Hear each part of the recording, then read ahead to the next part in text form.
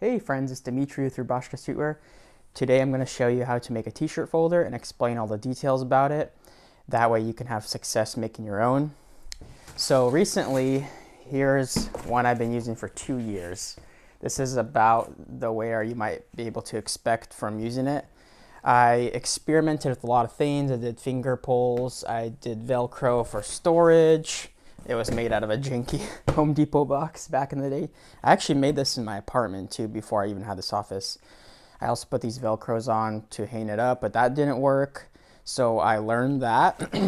But this one is going to be retired. Well, actually, I'm still going to keep it because it's still useful and works. And when Michael's here and we need to tackle a bunch of shirts, I can still use this one. Maybe I'll make another one in the future. And it folds up like this. Anyways, I made a new one with a couple improvements because I learned from the other one, and I'll explain them. So the first thing I did was I reoriented the way the cardboard is laid out, and I have a diagram for you guys here. So when you are making your own, you could pause the video and you could have the exact measurements and what to do. So these lines right here that are drawn here, those represent the way the cardboard is oriented. So with cardboard, there are these, I don't know if you can see them, there's these ribs. Yeah, you can see them like in the light a little bit. And what I realized was with the old one, I put the cardboard with the ribs going this way on points where it shouldn't be. So if I'm grabbing it right here and I'm constantly doing this, eventually it's going to start to fold along these lines. So with the new one, I was like, okay, I need to make the lines this way because there's going to be it's going to be stronger that way and it's going to last longer.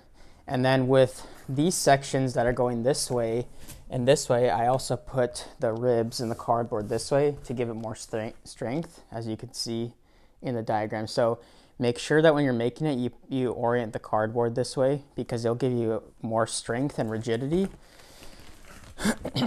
And that's what I did all over here. So another thing that I did was I made the size guidelines extend all the way down here farther.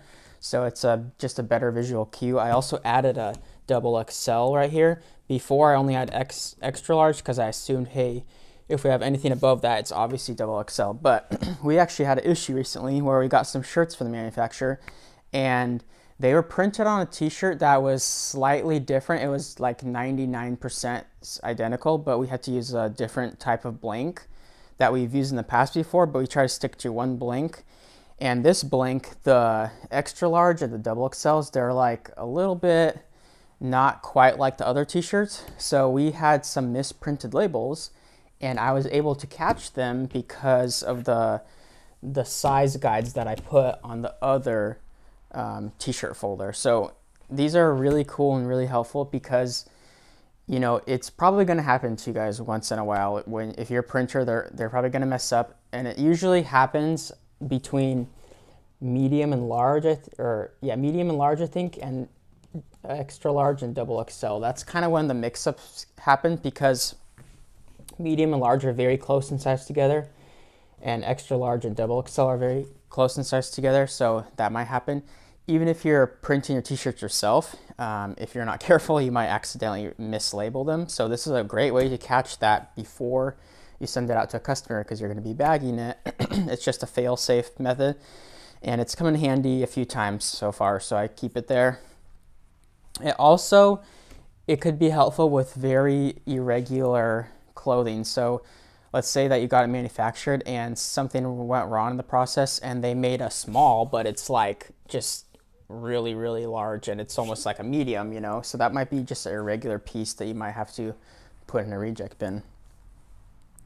The other thing I did was I taped up the seams better, and what you want to do is, this is something I also learned from making my first one, you want to make sure that these seams are about the width of the cardboard itself because you're folding these over. This entire t-shirt folder, it's not a unibody. All of these panels are individual panels that are taped together. It's just easier to make it that way and to put to this duct tape to reinforce the edges. As you could tell, aside from the parts where I put Velcro on where it was hanging on them, All of these sides held up really well with the duct tape, and it just keeps the t-shirt folder much better, so the cardboard doesn't get all frayed and whatnot. But yeah, basically what you do is you're gonna have a large cardboard sheet, you cut them up into these sections exactly like this, and then you tape them and you make sure that you leave a cardboard space in between each of these seams. There's also one other important part. This flap right here, because it's going through the cardboard basically, so these flaps, they're not going through any cardboard, they're just going like over each other like that. But this one is going through this section right here. You want to make sure that this gap is wider than these normal gaps. And this is in the diagram, you'll see that this one is smaller than this one, and that way it'll, you know, be much easier for you. So that's basically what I do. A couple other things. So this t-shirt folder, we actually fold them upside down. Now that might seem weird to you, but the reason why we do that is because it's easier to align it, and I think also it's easier to grab this and do this rather than go from this side. And the way we also help with aligning the shirts is that there's these little markers right here, and what we do with that is we put the collar right here, and I'll show you an example how this works. The first several times when you make the t-shirt folder, it might be kind of rigid because the tape and all that, the seams are still setting. So, you know, give yourself some time for it to break in, but once it breaks in, it works really great. So as you could tell, I have the collar right here lined up with these points. This just helps the shirt get centered.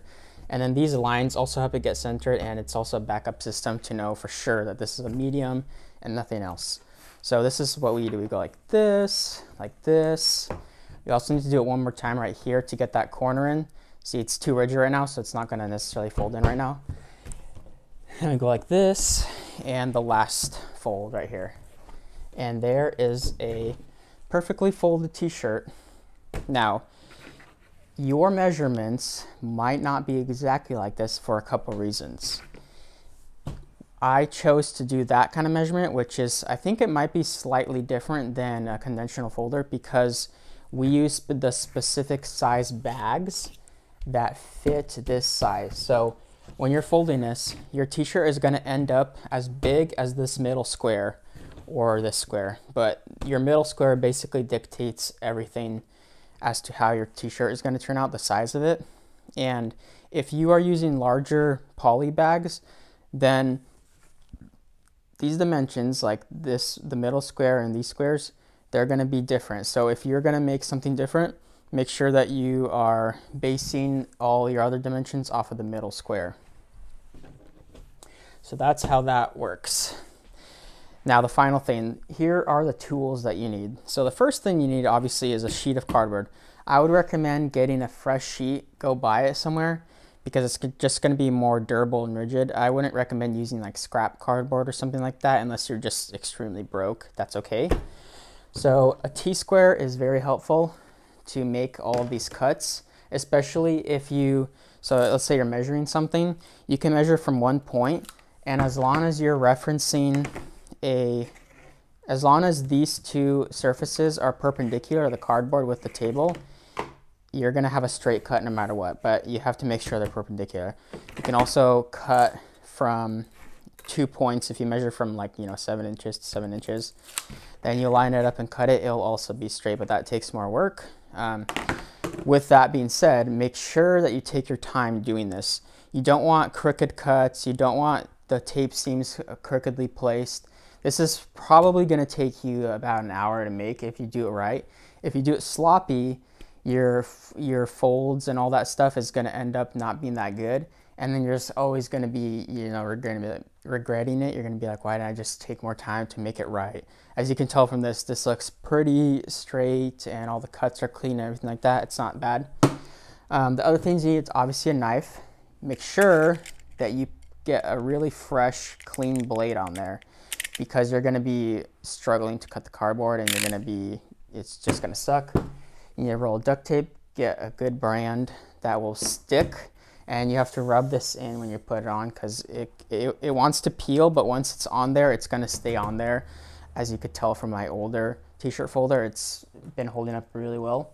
And then you want, the tape measure and a pen to mark things out. So those are the tools you'll need. It doesn't cost a lot of money, maybe a couple bucks to do that, and it will last you a very long time. The reason why I made my own, and I still make my own, is because I don't like the ones that they sell online. I've tried them out. They do not accommodate large shirts. So for instance, if you put a XXL on here and it was the store-bought t-shirt folders, it basically, the shirt edges all spill out over it, and it's just really annoying. The only small downside is that when you're folding a XXL on this one with these dimensions, part of the sleeve goes out this way because of the folding dimensions. So you see this seam right here, I can't extend this cardboard out over here because the cardboard will be running into the table.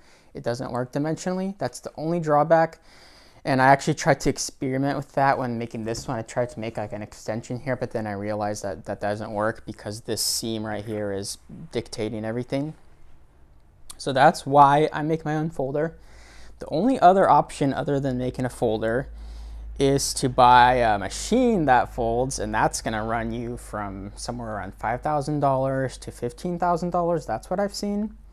I might get a machine once the volume gets to a crazy point like that. But for now, this is great. If you're doing hundreds and whatnot, this is totally doable, and it's a really affordable, easy option.